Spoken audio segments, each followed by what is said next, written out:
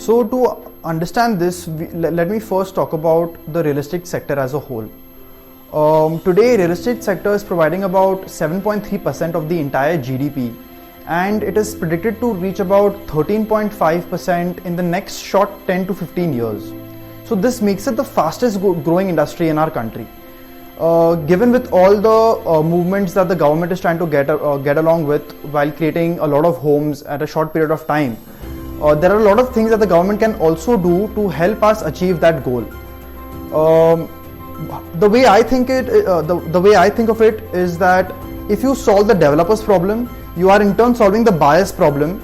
so that they face a very hassle-free and a smooth process.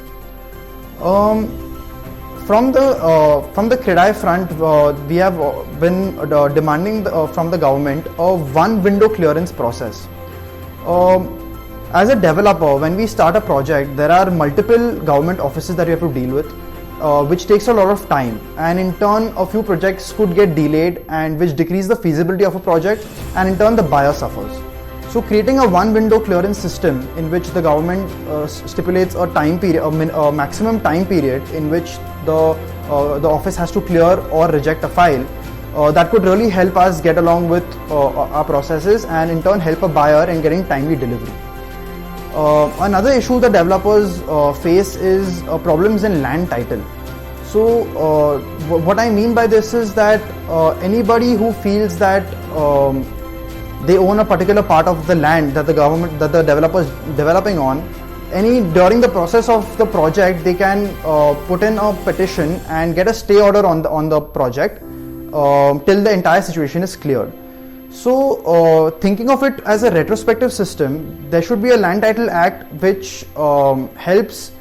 the developer gain some confidence in buying land, knowing that there are no title issues in it, and in turn help the buyer gain some confidence in the project, so that when they are buying an apartment over here, they know that there is no reason for the construction to stop because the land title is absolutely clear. And in turn there'll be more developers coming into the industry, and the industry will be growing more, and they'll be providing more and more houses to people who require them. Along with this, there is something that the Maharashtra government had done, which was a reduction in stamp duty by 2 to 3%, and they had seen a gain in revenue of stamp duty by more than 30%. So this really helped the government gain some revenue, along with the buyer getting a little bit of a discount, which creates